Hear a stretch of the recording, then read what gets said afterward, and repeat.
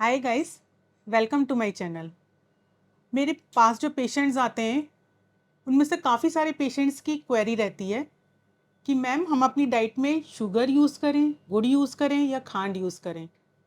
तो मेरी आज की वीडियो इसी टॉपिक पे है कि क्या हम अपनी डाइट में यूज़ करें जिससे कि हम ज़्यादा हेल्दी रहें। स्टार्ट करते हैं और ये वीडियो आप एंड तक देखिएगा। आई होप इससे आपकी ये जो क्वेरी है कि हम अपनी डाइट में क्या यूज़ करें वो सॉल्व हो जाएगी। तो शुगर, गुड़ और खांड ये तो सभी को पता है कि शुगर को केन जूस से बने हैं, गन्ने के जूस से। तो इनमें से बेटर ऑप्शन क्या हो एज अ शुगर, मीठे में हम डाइट में यूज़ करें, क्योंकि बिना मीठे के तो खाना पूरा होता नहीं है। तो सबसे पहले हम बात करें अगर शुगर की, तो शुगर जो है वो एक प्रोसेस्ड फूड है। प्रोसेस करके गन्ने के जूस को प्रोसेस करके बनाया जाता है। प्रोसेस फूड क्या होते हैं? प्रोसेस्ड फूड वो होते हैं जो अपनी नेचुरल फॉर्म से, नेचुरल स्टेट से उन्हें चेंज कर दिया जाता है, जिसमें कि कई सारे स्टेप्स होते हैं, जैसे कि फ्रीजिंग हो गया, बॉइलिंग हो गया, कैनिंग हो गया, डिहाइड्रेशन हो गया, और उसमें कुछ प्रिजर्वेटिव्स भी ऐड किए जाते हैं। तो कई फूड प्रोडक्ट्स जो प्रोसेस्ड होते हैं वो केमिकल्स भी यूज़ करे जाते हैं प्रोसेसिंग में। तो जब इतने सारे स्टेप्स से कोई फूड प्रोडक्ट गुजरता है तो उसमें जो है न्यूट्रिएंट्स बिल्कुल ख़त्म हो जाते हैं, 0% न्यूट्रिएंट हो जाते हैं। और उसके साथ ही कैलोरीज उतनी ही रहती हैं, जैसे कि 1 ग्राम शुगर में लगभग लगभग 4 कैलोरीज होती हैं। तो जब इतने उसमें न्यूट्रिएंट्स खत्म हो गए और कैलोरीज ही कैलोरीज बची, और जब आप 0% न्यूट्रिएंट, जिसमें कि बिल्कुल न्यूट्रिएंट नहीं है, ऐसा फूड प्रोडक्ट अपनी डाइट में लेते हैं, तो आपकी बॉडी को उसे डाइजेस्ट करने में बहुत सारे अपने न्यूट्रिएंट्स यूज़ करने पड़ते हैं जो कि बॉडी के स्टोर में होते हैं। तो जब हम बार बार ऐसे प्रोडक्ट, बार बार ज़्यादा चीनी अपनी डाइट में लेंगे, तो हमारी बॉडी जो है वो न्यूट्रिएंट डेफिशिएट हो जाएगी, साथ में कैलोरीज बढ़ जाएंगी। तो इसीलिए कहते हैं कि शुगर को अपनी डाइट में कम यूज़ करें। और साथ ही साथ शुगर जो है उसका जीआई लेवल बहुत हाई होता है। जीआई क्या होता है? जीआई किसी भी फूड प्रोडक्ट का जीआई वो होता है कि जब हम फूड प्रोडक्ट को लेते हैं अपनी डाइट में तो वो कितनी जल्दी हमारी बॉडी में डाइजेस्ट हो रहा है और उससे ग्लूकोज लेवल कितना अप हो रहा है। जितना हाई जीआई होगा उतना ज़्यादा ग्लूकोज लेवल अप होगा।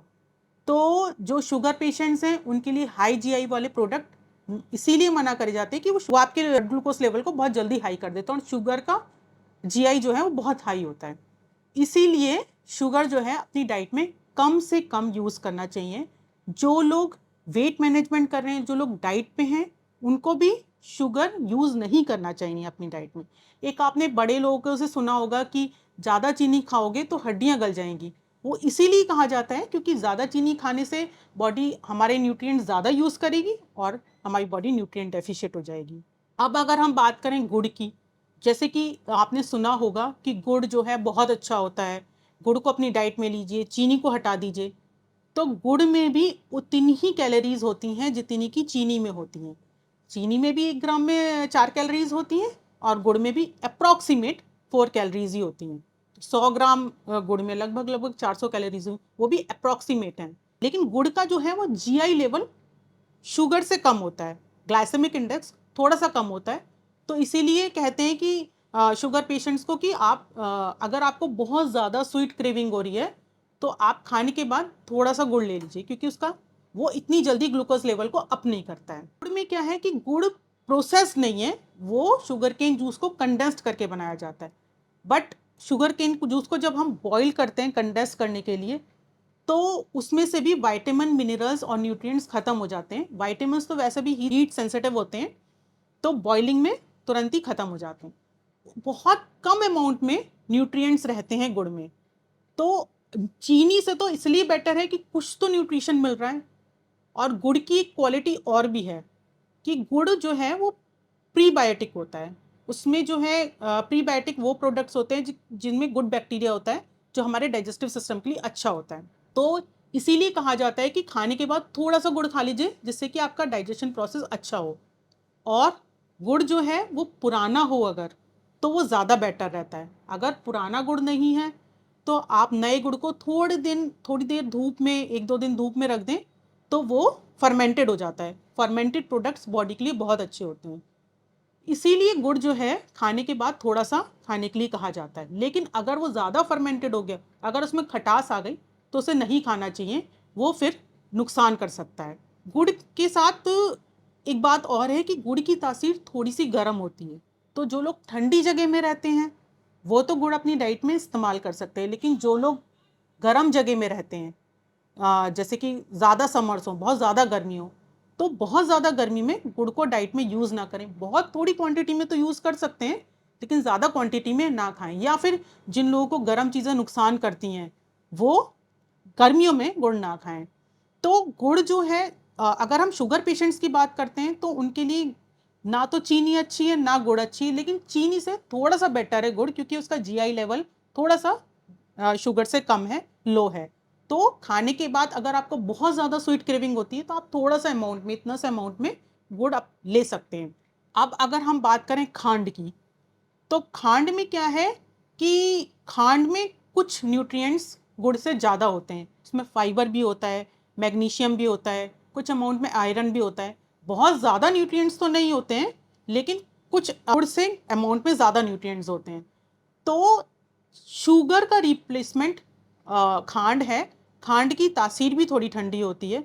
तो डेली डाइट में हम अगर शुगर की जगह खांड यूज़ करें तो वो बेटर ऑप्शन है। बट शुगर पेशेंट्स के लिए खांड भी इतना बेटर ऑप्शन नहीं है। खांड में थोड़ी सी मिठास कम होती है, तो शुगर पेशेंट्स भी अगर बिल्कुल फीकी चाय नहीं पी सकते, थोड़ी सी ऐड कर सकते हैं खांड। लेकिन तीनों ही चीज़ें मीठी हैं। जो शुगर का रिप्लेसमेंट है वो तो ये तीनों ही नहीं है शुगर पेशेंट्स के लिए, या जो लोग वेट मैनेजमेंट कर रहे हैं, जो लोग डाइट पे हैं, उनके लिए तो ये कोई रिप्लेसमेंट नहीं है। लेकिन डेली डाइट में बेटर ऑप्शन शुगर से खांड है। और गुड़ जो है वो प्रीबायोटिक है, तो आप उसको अगर जाड़ों में यूज़ करें या समर सीजन में बहुत थोड़े से अमाउंट में करें तो हमारे डाइजेस्टिव सिस्टम के लिए हेल्दी है। इसके साथ ही साथ एक बात और है कि जो शुगर है वो किसी भी फॉर्म में हो, मीठा जो किसी भी फॉर्म में हो, वो एजिंग प्रोसेस को बढ़ा देता है। तो अगर हम शुगर्स को अपनी डाइट में थोड़ा लिमिटेड अमाउंट में रखें तो वो हमारे लिए बेटर होगा। और कुछ लोग कहते हैं कि हम बिना मीठे के नहीं रह सकते, तो उसके लिए क्या है कि आपको थोड़ा सा अपनी टेस्ट बड्स को डेवलप करना होगा। जैसे कि अगर आप मीठे के बिना चाय नहीं ले सकते, तो 1 चम्मच चीनी डालते हैं तो उसको थोड़ा सा अमाउंट कम कर दीजिए। जब आपको उतने में कंफर्टेबल हो जाए तो थोड़ी सी और कम कर दीजिए। तो हम अगर अपनी टेस्ट बड्स को डेवलप करें तो हम कम मीठे में भी सेटिस्फाइड हो सकते हैं, हमारी स्वीट क्रेविंग खत्म हो सकती है। तो आई होप आपको ये वीडियो अच्छी लगी होगी और काफ़ी कुछ आपके डाउट्स क्लियर हो गए होंगे। अगर कुछ आपके डाउट्स रहते हैं तो आप प्लीज़ कमेंट करके बताइए। और अगर किसी और टॉपिक पे ऐसे ही कोई ऐसा टॉपिक जिसमें काफ़ी सारे मिथ हों, तो आप ऐसे किसी टॉपिक पे वीडियो चाहते हैं तो वो भी प्लीज़ कमेंट करके बताइए। And please like and subscribe my channel.